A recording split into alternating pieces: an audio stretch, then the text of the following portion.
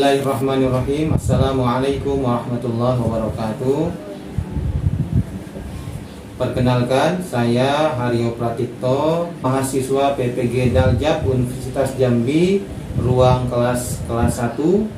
Saya akan mewawancarai guru atau teman sejawat, yang dalam hal ini guru atau teman sejawat yang akan saya wawancarai adalah bernama Ibu Desmiati Azmi, SPD.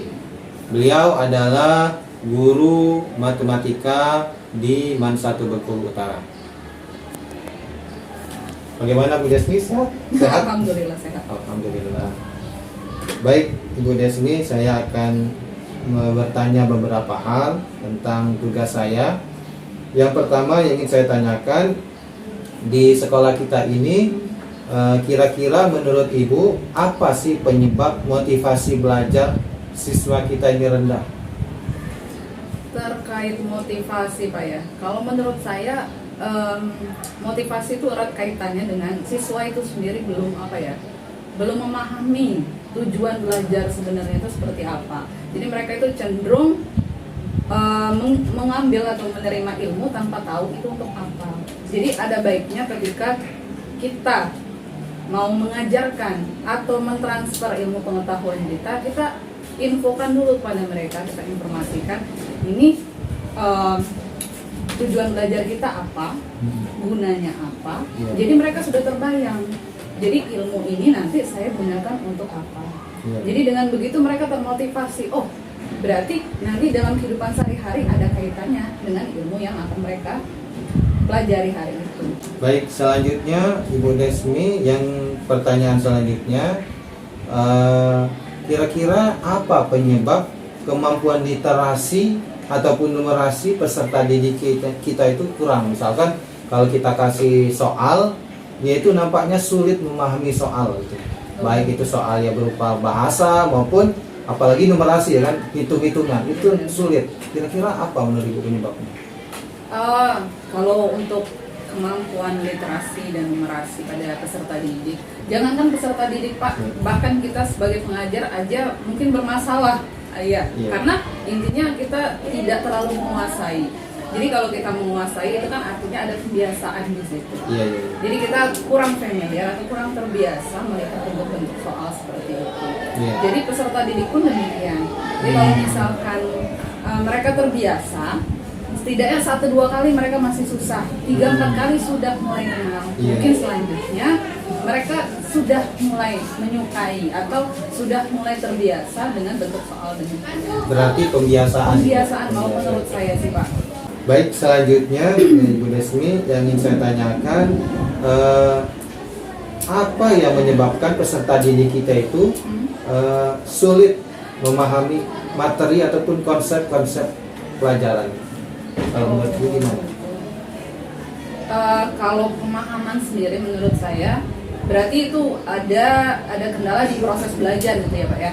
Iya, bisa jadi. Proses belajar itu sendiri kan sebenarnya 2 arah ya.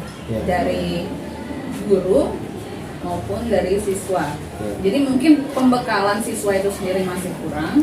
Kemudian persiapan guru sendiri. Jadi begitu di dalam kelas, konsep belajar yang diajarkan guru itu terlalu rumit atau tidak sesuai dengan pemahaman yang siswa itu punya. Gitu. Jadi bekal awalnya pun sedikit, kemudian cara penyampaian materi itu pun masih masih sulit diterima siswa. Jadi mereka pun menyerapnya agak susah. Gitu. Misal mungkin bisa dibantu dengan konsep yang sesuai dengan mereka, misal yang menarik, atau dengan bantuan audiovisual misalkan. Ada bantuan. Ada bantuan sendiri, karena kalau sistem belajar konvensional menurut saya itu tidak sesuai lagi dengan peserta didik zaman sekarang. Berarti itu juga berpengaruh pada soal yang selanjutnya ya, tentang teknologi yang digunakan guru ya. Iya, teknologi. Itu sangat perlu berarti. Sangat perlu. Sebenarnya pun tidak melulu harus menggunakan benda-benda yang dengan fasilitas yang mahal, misalkan dengan LCD misalkan, atau alat bantu audiovisual yang mungkin tidak semua sekolah punya, tapi mungkin dari kreativitas guru sendiri sebagai dari bahan-bahan sisa misalkan ya. Yang ada. Jadi diajak sebisa mungkin siswa itu supaya senang dalam belajar. Menurut saya itu yang lebih penting sih Pak. Iya. Baik, pertanyaan selanjutnya Bu Desmi yang ingin saya tanyakan, mengapa pendidik ya di madrasah kita itu belum maksimal menggunakan model pembelajaran inovatif, padahal sekarang kan banyak sekali model-model pembelajaran yang telah disediakan. Itu kira-kira mengapa? Apa sebabnya? Kalau misalkan kita tarik benang merahnya Pak, mungkin ada sebenarnya banyak sekali alasan. Tapi kalau secara kita ambil garis besarnya, repot. Repot. Iya, kalau menurut saya banyak pendapat, banyak opini dari para guru. Kalau untuk pembelajaran inovatif itu kan memerlukan banyak alat bantu, kemudian banyak kreativitas. Sedangkan walaupun guru dituntut untuk kreatif, tidak semua guru punya kemampuan yang cepat, kemampuan yang baik dalam menyiapkan pembelajaran inovatif. Sedangkan waktunya terbatas. Waktu terbatas dan banyak. Kalau menurut saya menurut saya masuk akal. Ada banyak tambahan tugas administratif.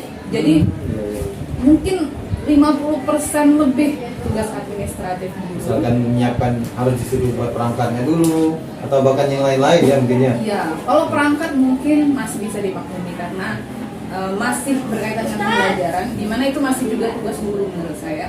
Tapi yang di luar itu, yang itu yang agak kita sayangkan, tugas yang demikian itu yang membuat guru akhirnya sudah kewalahan duluan. Sehingga tidak maksimal. Padahal tugas utamanya mengajar dan mempersiapkan bagaimana pembelajaran itu bisa disukai, bisa diterima oleh siswa. Ya, terima kasih. Baik, yang terakhir ini yang ingin saya tanyakan, ini kan sekarang lagi boomingnya HOTS, ya kan? Materi HOTS, soal HOTS, high order thinking skill. Bagaimana soal itu melatih cara berpikir anak itu menjadi cara berpikir tingkat tinggi.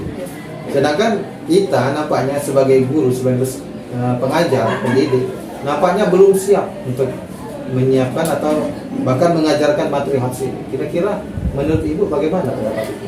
Ini kalau menurut saya sih Pak,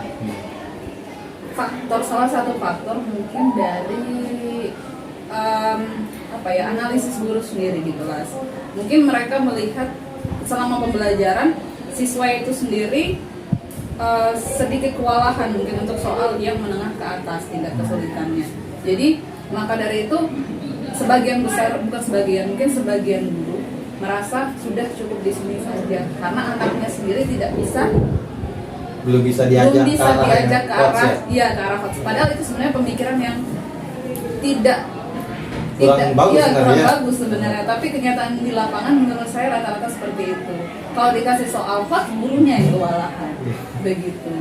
Kalau mau diajari HOTS juga mungkin butuh waktu ya. Iya, butuh waktu. Ternyata, tapi waktu kita di sekolah ini kan terbatas sekali lagi terbatas.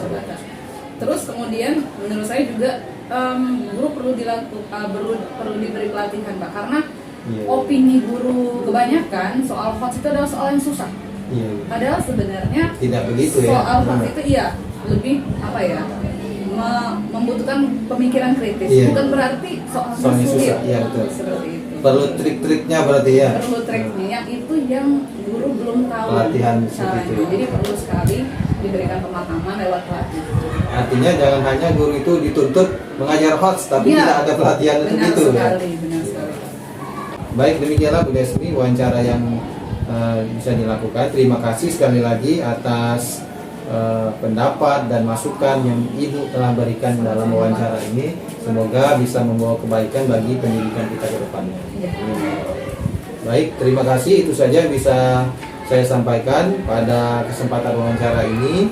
Mungkin wawancara saya ada beberapa dengan guru lain juga dalam hal-hal khusus tertentu. Dan dalam hal ini khusus terhadap masalah-masalah HOTS, model pembelajaran, motivasi, saya lebih ke guru rekan sejawat saya yaitu Ibu Desmiati Azmi. Demikian yang bisa kami sampaikan. Terima kasih. Assalamualaikum warahmatullahi wabarakatuh.